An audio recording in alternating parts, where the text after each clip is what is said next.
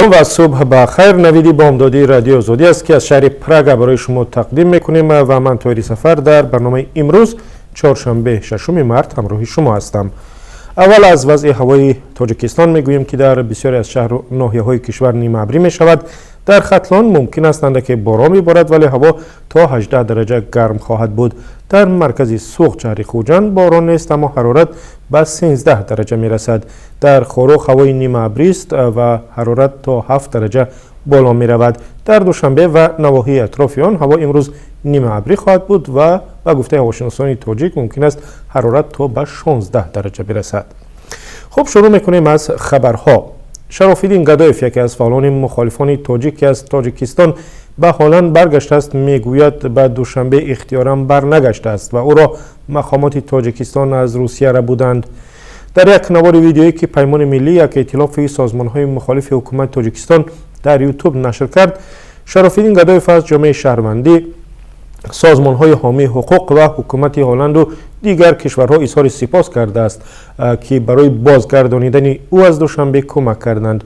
او در این ویدیوی 10 دقیقه‌ای که روز 5 مارس نشر شد میگوید اگر کمک‌های دست جمعانه نمی بود من در اسارت آنها می‌ماندم و در این اسارت آنها چیزهایی که می‌خواستند بالای من می‌کردند. شرافالدین گدایف میگوید ویدیوهایی که در تاجیکستان درباره او نشر شد فیلم‌های ساخته است و با تهدید و زوری برای ترغیبات ثبت شدند.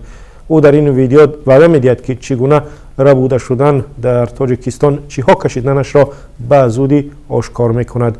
شرافالدین گدایف که حق پناهندگی هلند را دارد روز 15 فوریه در دوشنبه پیدا شد و مقامات تاجیکستان گفتند او اختیاری برگشت خودش را به دست مقامات وزارت امور داخلی تسلیم کرده است. شرافالدین گدایف که پیوسته در شبکه‌های اجتماعی حکومت تاجیکستان را تنقید می‌کرد و قاچاق ماشین و ساخته‌کاری متهم می‌شود و در 5-6 سال اخیر در جستجو قرار داشت.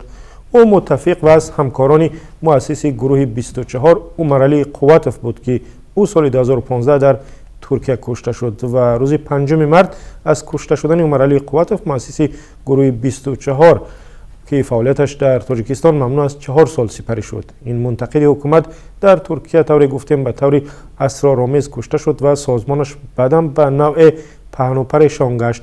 در آستانه این روز قمرنیسا حفیظ و همسر عمرعلی قواتف که در کانادا پناهنده است با رادیو آزادی صحبت کرد و گفت که بعد مرگ شوهر زندگیش با 6 فرزند سخت شد هرچند به محیط کشوری بیگانه به تدریج عادت می‌کند.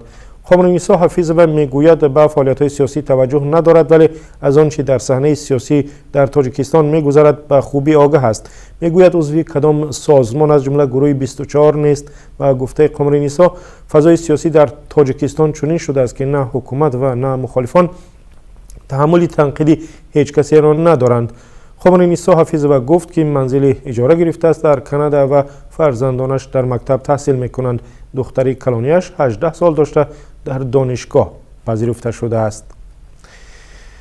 یک ساکن ولایت بدخشان در شبکه‌های اجتماعی از سری وقت تازه نشدن کوچه‌های خوروغ از برف خبر داد و 600 سومانی جریمه شد. مقامات ولایت روز 6 مارس در صحبت با رادیو آزادی گفتند ادریس جان محمدوف در حق کارمندان اداره کمونالی خوروغ معلوماتی نادرست داده است. خود جان محمدوف نخواست درباره قضیه صحبت کند ولی کارشناسان چنین شیوه پاسخگویی مقامات به ایراد و تنقیدهای نکته‌گیری ساکنان را هم هرچی تنگتر شدن قلمرو آزادی بیان در تاجیکستان می‌دانند. تنقید ادریس جان محمدوف از وضع راه‌های پربرفی خوروغ ماه فوریه امسال و در اوج برف‌زایی در بدخشان و فیسبوک را یافت. تنقید جان محمدوف از آن بود که اداره کمونالی خوروغ سری وقت برفی کوچه‌های شهر را پاک نمی‌کند. مهمان علاوالدین رئیس دادگاه شهر خوروغ روز سه‌شنبه به رادیو آزادی گفت که ادریس جان محمدوف برای حقوق ویرانکنی مأموری جزا گرفت. غالب نیتبکوف سخنگوی رئیس ولایت بدخشان گفت تنقید جان محمدوف درباره پاک نشدن راه‌های خوروغ از برف اساس نداشت و پخش نظر انتقادی در شبکه‌های اجتماعی و پیامدهای آن سال‌های اخیر یک موضوع جدی شده است و با گسترده شدن استفاده شبکه‌های اجتماعی در تاجیکستان این شبکه‌ها به یک میدان بحث مشکل‌های جامعه تبدیل شدند. در این میان کاربرانی هم هستند که میگویند فقط برای تنقید حکومت یا کمبودی‌ها از جای کارشان محروم شدند و یا تنبیه گرفتند. نوید بامدادی رادیو آزادی است و من طاهر سفر همراه شما. و اگر شما هم خبر یا ویدیویی دارید پس به ما بفرستید، تحقیق میکنیم.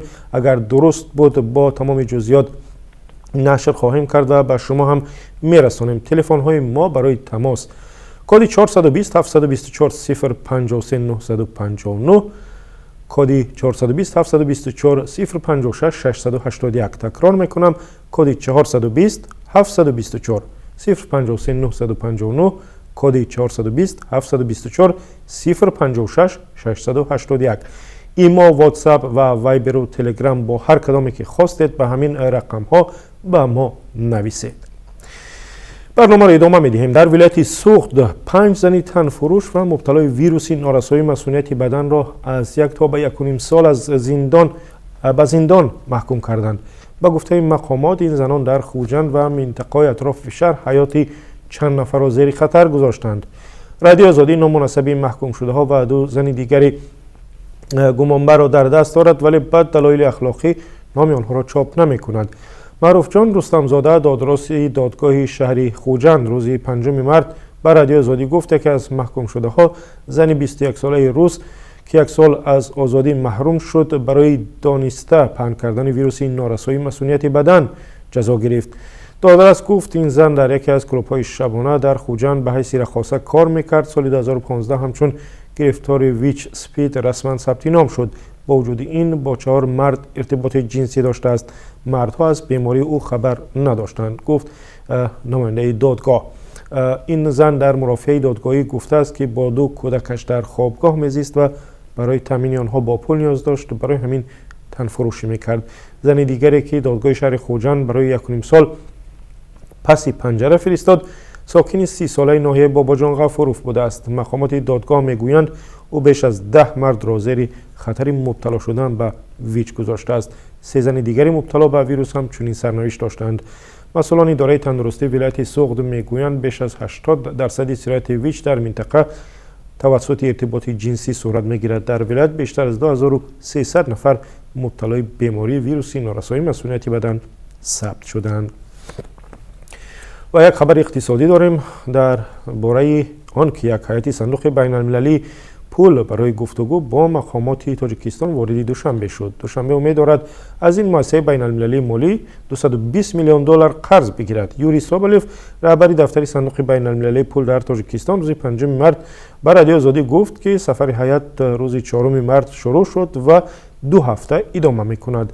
تاجیکستان از سال 2014 سعی دارد که دوباره از این سازمان قرض‌های با امتیاز بگیرد. بانک ملی گفته بود که نیت دارد از این سازمان 500 میلیون دلار قرضی با امتیاز دریافت کند. اما کارشناسان صندوق بین المللی پول پس از ارزیابی وضع مالی و توان پرداخت پذیری تاجیکستان خلاصه کردند که کشور نمیتواند از 220 میلیون دلار بیشتر قرض بگیرد. پس از ماجرای پیشنهاد اطلاع بر دروغ و استفاده غیر هدفمندانه قرض‌های صندوق بین المللی پول از سال 2009 این طرف این سازمان برای تاجیکستان برنامه نوی قرضی را تصدیق نکرده است. صندوق بین المللی پول سال 2017 برای دوباره آغاز کردن برنامه‌های قرضی ابراز آمادگی کرد و در عوض در نزد حکومت تاجیکستان 15 شرط گذاشت.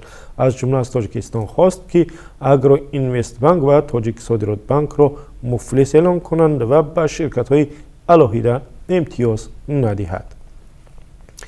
در این فرصتی برنامه سر می‌زنیم به همسایه کشور به ازبکستان. دادستان کلی ازبکستان امر داده است که گلناره کریمه و دختر رئیس جمهوری سابق اسلام کریموف را برای رعایت نکردن مقررات حبسی خانگی به زندان برند. امر دادستانی تاشکند روز 5 مارس صادر شده است و یک تحول فوق‌العاده در قضیه گلناره کریموف است که یک زمان وارث پدرش شناخته می‌شد. در بیانیه دادستانی کلی ازبکستان آمده است گلناره کریمه و روز 22 نوامبر سال گذشته خانه دخترش ایمان را ترک کرده است، هرچند چنین حق را نداشت. او از ماه ایونی سال 2018 در این خانه در حبسی خانگی گرفته شده است. دادستانی گفته است که گلناره کریمه و همچنین برخلاف مقررات از اینترنت استفاده برده است. در بیانیه آمده است که روز 5 مارس دادگاه ناحیه یشنا آبادی تاشکند هم درخواست وزارت امور داخلی ازبکستان برای به زندان فرستادن گلناره کریموف را تصدیق کرده است و او 5 سال بقیه حکمش را در زندان سپری کند. وکیل دفاع گلناره کریمه و که در شویساریا است تاکنون به درخواست‌های رادیو آزادی درباره این حکم پاسخ نداده است، ولی دخترش ایمان روزی 5 مارس چند عکس تیره را در اینستاگرام گذاشت که در آن دیده می شود ماموران امنیتی او را به جای میبرند. گلناره کریمه و یک زمان با آوازخوانی تشکیل نمایش‌های مد معروف بود و نامش در چندین تحقیقات بین المللی رشوه و فساد در ازبکستان هم آمده است. و شبکه تلویزیونی الجزیره در یک گزارش تحقیقاتی از جزئیات نوی قتل جمال خاشقچی، روزنامه‌نگار منتقد حکومت عربستان سعودی در کنسولگری کشور در استانبول ترکیه خبر داد. بر اساس این گزارش جسد جمال خاشقچی در تنور عظیم خانه کنسول عربستان سعودی در استانبول سوزانده نابود شده است. این شبکه در یک فیلم مستندی که 3 مارس با نام جسد کجاست نشر شد گفت احتمالاً سر خاشقچی در یکی از جامدانهای تیمی که برای ترور این روزنامه‌نگار از سعودی به ترکیه آمدند به عربستان سعودی برده شده است. الجزیره گزارش را با تکیه به سخنان یک ساکن ترکیه که در ساختن تنور در اقامتگاه کنسولی عربستان سعودی نقش داشته است منتشر کرد. جمال خاشقچی که مدت در آمریکا هم زندگی می‌کرد روز 2 اکتبر سال گذشته وارد کنسولگری سعودی در استانبول شد تا برای ازدواج سندی رسمی بگیرد، اما دیگر از آنجا بیرون نآمد.